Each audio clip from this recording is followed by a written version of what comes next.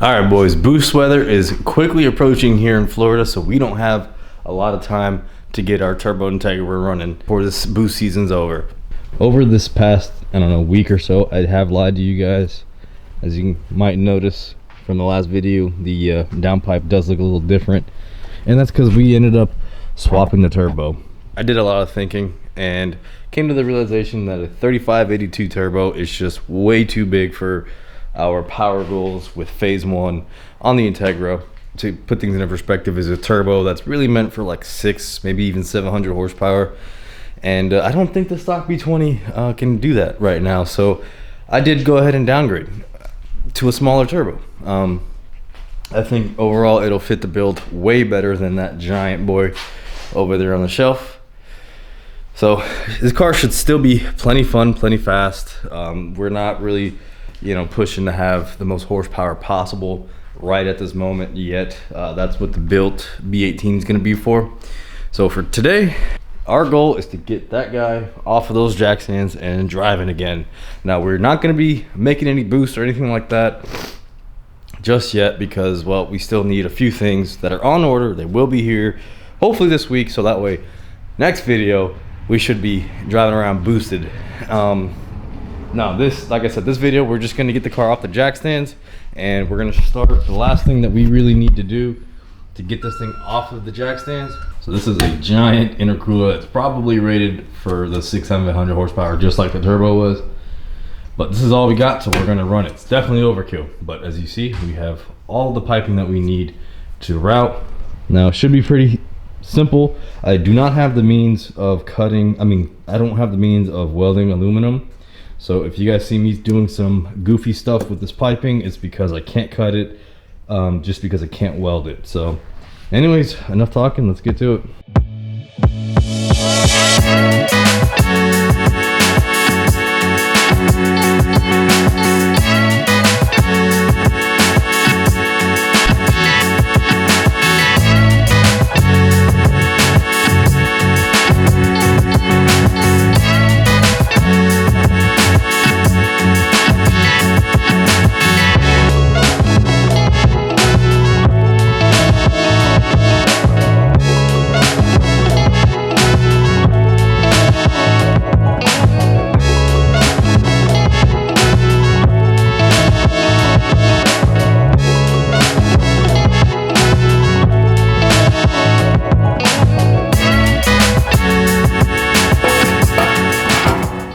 Now, I was originally intending on not running the bash bar because while it's in the car, it rattles pretty bad.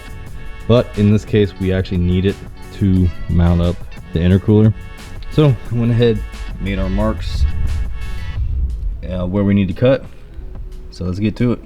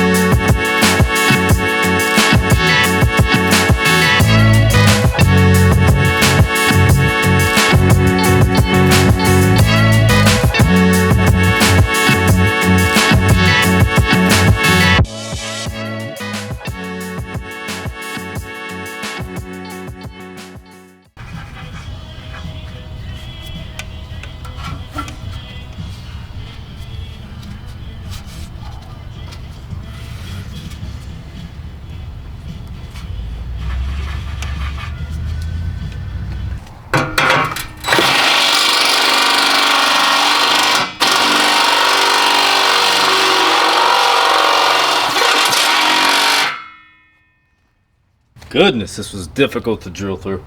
Not exactly where we need it to be. Oh wait, it's not on there all the way. That's right. This should work great.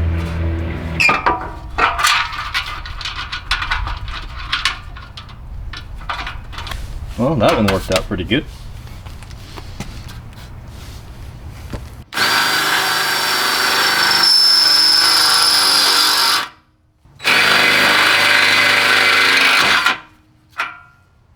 I'm gonna take the intercooler down just so we don't accidentally damage it.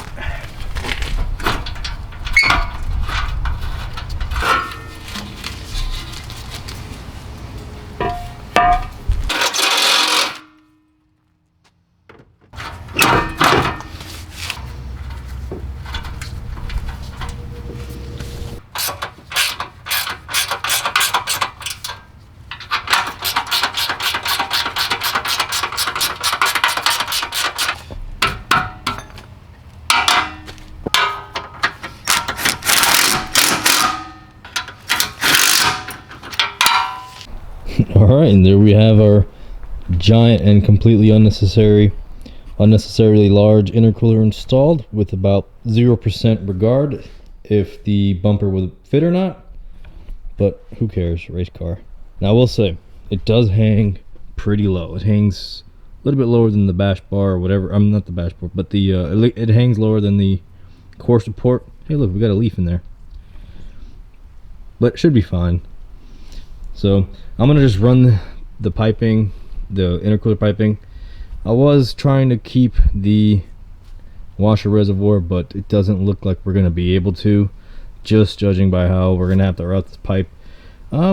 We might be able to make it work. I'm obviously gonna try before I take that out because I kind of like having that. For those who are curious, here's what the new turbo setup looks like. Still, you know, funky business with the radiator, but I think it looks a little bit better, or I think it will be a whole lot better as far as performance goes, because again, we're not pushing 600-700 horsepower. We're maybe gonna hit 200 wheel. I like the stainless tip here. That's why there's a V-band, just so it doesn't rust on the inside, because the old one was already rusting and it didn't even have any miles on it. Rusted pretty bad. All right, let's get this piping on there.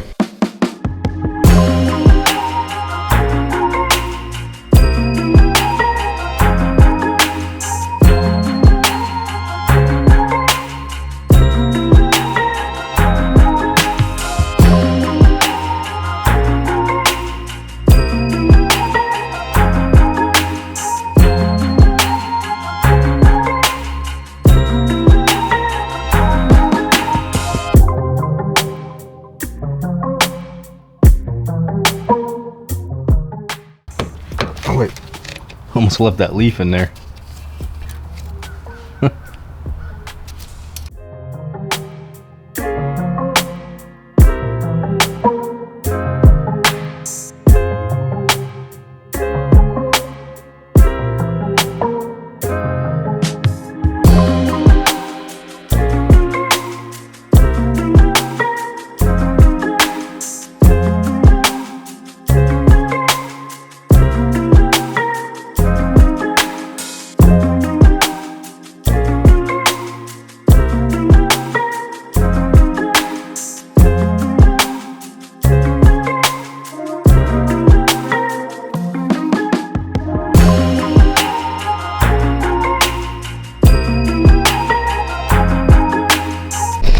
And well, here's our semi-final result, boys. The camera died, so I wasn't able to film the whole thing, but we got both sides routed, albeit a little sus.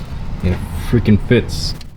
It fits like a glove. So we're gonna need to figure out to do something to do with this reservoir here, and I think we've got enough reasons now to go ahead and just bite the bullet and get a single core radiator, because a single core radiator and a slim fan, because this is just a hood rat ghetto setup. But nonetheless, let's see how good we did.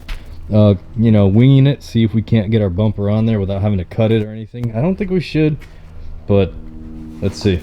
Well, we got it to fit, but gotta say, I don't like it. Looks like it's got buck teeth. So for now, while we're testing, we're just gonna rock no bumper.